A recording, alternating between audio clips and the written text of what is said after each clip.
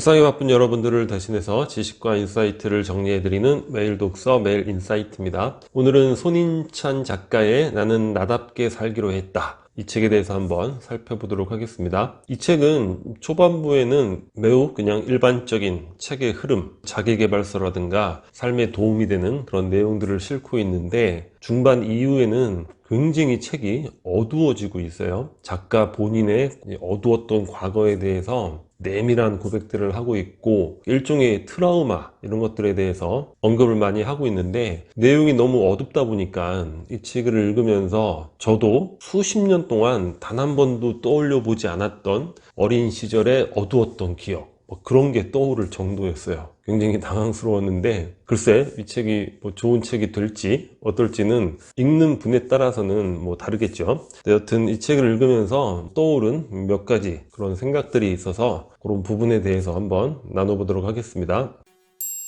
첫 번째는 버지니아 울프의 이 글이 떠올랐어요. 서두를 필요는 없다. 반짝일 필요도 없다. 자기 자신 외에는 아무도 될 필요가 없다. 인생 문장이 될 수 있는 아주 좋은 명쾌한 글이잖아요. 우리가 삶을 살아가면서 왜 나만 이렇게 풀리지 않을까? 다른 사람들은 항상 풍족하고 성공하고 좋은 삶을 살아가는, 그러니까 확대 해석을 하는 것이고, 작가의 말을 빌면, 그리고 왜 나만 이렇게 지질이 궁상이고 괴롭고 숨고 싶고 창피하고 피해망상 이런 것을 겪게 될까? 그럴 때 저는 이 글을 떠올리면서 위안을 얻곤 합니다. 그리고 손인찬 작가도 상당히 지금 서두르고 있는 그런 느낌이 들어요. 작가로서 어느 정도 성공을 했는데 그보다 더 나은 성공을 빠른 시간 안에 만들어야겠다, 이런 조급증, 서두르는 느낌이 들어서 서두를 필요는 없다, 그리고 반짝일 필요도 없다. 우리는 흔히 외적인 성공, 이것이 뭔가 좋은 삶의 증거, 표지, 이런 걸로 생각을 하잖아요.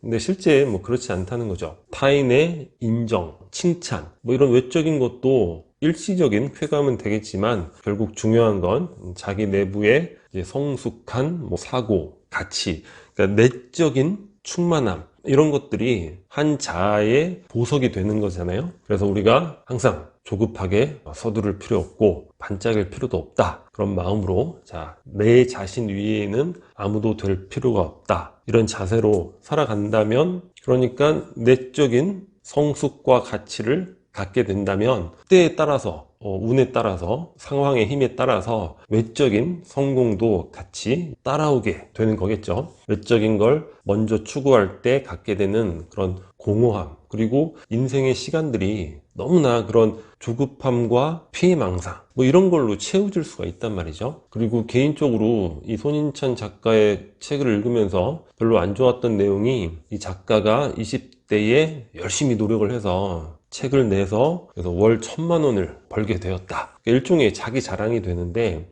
책이나 유튜브나 가끔 위안을 얻기 위해서 읽거나 들어가 보는데, 이런 자기 자랑을 하는 그런 내용들이 상당히 당혹스러울 때가 있어요. 아니, 위안을 얻으려고 들어갔다가 더 기분이 안 좋은 거죠. 인류의 역사라는 게 그렇잖아요. 기독교가 십자가의 길, 고난의 길을 삶의 기준으로 제시하는 것이고, 불교도 일체계고, 삶 자체가 고통이다, 이렇게 이야기를 하잖아요. 그러니까 자기 자랑의 반대편에 있는 거죠. 어떻게 보면 우리 인간의 어떤 삶의 나쁜 측면들, 이런 것들이 자기 자랑으로부터 연유되는 그런 경우들이 상당히 많단 말이에요. 그런 부분들을 좀 조심했으면 좋겠다, 위안을 주는 그런 책을 쓰고자 한다면 그런 생각도 한번 해보게 됐습니다.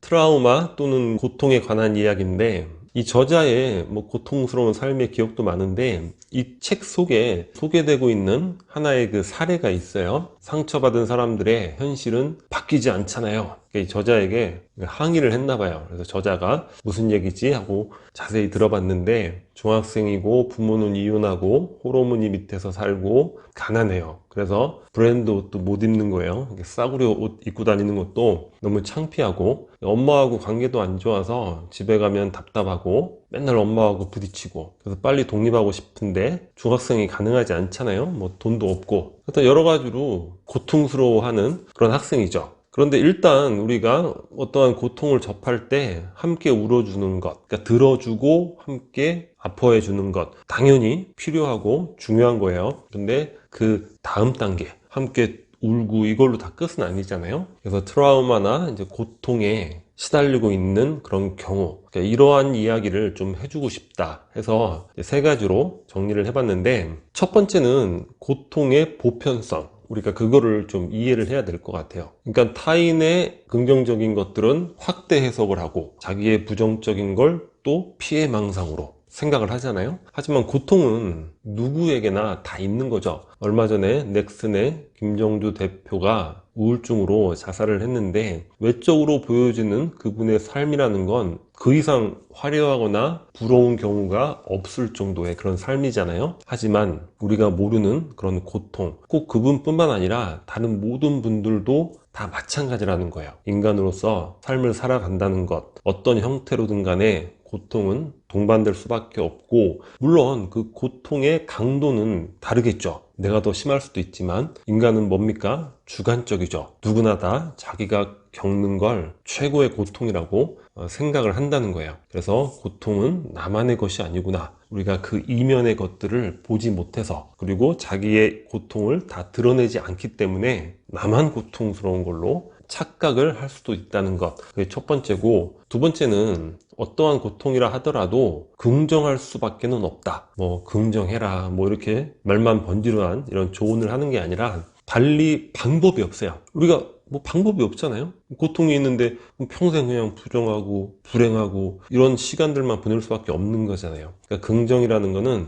두 가지 의미가 있는데, 하나는 받아들인다는 거, 그러니까 긍정한다는 게 받아들인다는 거잖아요. 죽음의 수용소에서 빅터 프랭클 박사, 그분이 떠올랐는데 죽음의 수용소, 하지만 긍정하는 거죠. 그 환경을 그냥 받아들이는 거예요. 왜? 달리 방법이 없으니까. 또 하나의 긍정은 뭐냐면, 낙관적인 태도를 말하는 거죠. 이 학생이 중학교 때 너무 고통스러운 거예요. 아니, 내가 나중에 얼마나 행복하려고 지금 이렇게 고통스럽고 힘들까, 뭐 이렇게 생각해 볼 수도 있는 거잖아요. 예전에 정주영 회장이 어떤 강연에서 했던 얘기인데 굉장히 인상적이었던 내용이 있어요. 젊은 시절에 아주 그냥 살이 타는 듯한 이 햇볕 아래서 안 해본 일이 없다는 거예요. 뭐 산에서 뭐 돌 깨는 일부터 해가지고 뭐 말로 표현하지 못할 하여튼 모든 일들을, 힘든 많은 일들을 젊은 시절에 해봤는데, 그래서 자기는 더운 날에도 그늘 밑에만 있으면 세상에서 나보다 행복한 사람은 없다는 거예요. 그 행복을 알 수 있는 사람은 나밖에 없다는 거죠. 왜냐? 뙤약볕 아래서 그 고통스러운 일들을 다 해봤기 때문에 그런 거예요. 그러니까 어떻게 보면 늘 평탄하고, 그러니까 삶의 어떤 진정한 기쁨, 즐거움을 모르면서 살 수도 있는 거예요. 그래서 낙관적인 태도, 이런 것들을 가져야 된다. 그거 말고는 방법이 없기 때문에, 해결할 수 있는 방법이 없잖아요.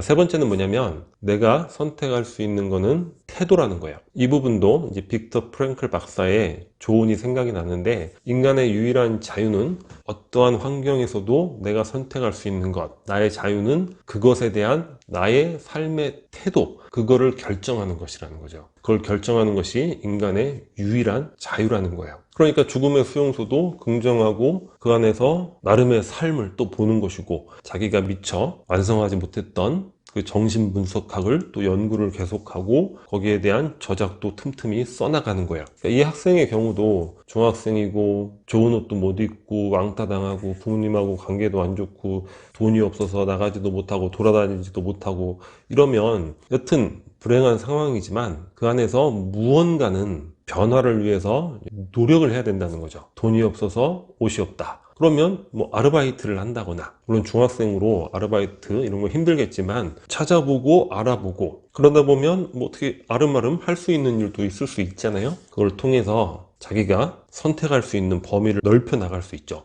뭐 하고 싶은 일을 해볼 수도 있고, 좋은 뭐 브랜드 옷을 사 입으면서 친구들 사이에서 왕따를 피할 수도 있고, 그리고 왕따를 뭐 폭력적으로 아주 심하게 당한다, 그럼 뭐 학교를 그만둘 수도 있는 거죠. 우리가 정규 교육과정을 꼭 고집할 필요는 없죠. 심한 폭력으로 인해서 막 자살까지 하는 경우도 있잖아요. 뭐 그런 부분도 변화를 위한 노력이 되는 것이고, 여하튼 조금씩 그 환경을 바꾸기 위해서 조금씩 노력을 하다 보면, 우리 전 시간에 말씀드렸듯이 그 작은 노력이 물론 잠복기 기간에는 변화의 기미조차 나타나지 않지만 꾸준히 해나가다 보면 어느 순간 변곡점을 지난다는 거죠. 일상의 큰 변화를 만들어낼 수 있는 거죠. 여튼 뭐 지금 고통스럽고 힘든데 뭐 이런 얘기 욕먹을 수도 있지만 하여튼 들어주고 울어주고 거기서 멈추지 말고 이런 부분을 생각해보고 나의 태도를 정하고 조금씩 변화시키려는 노력,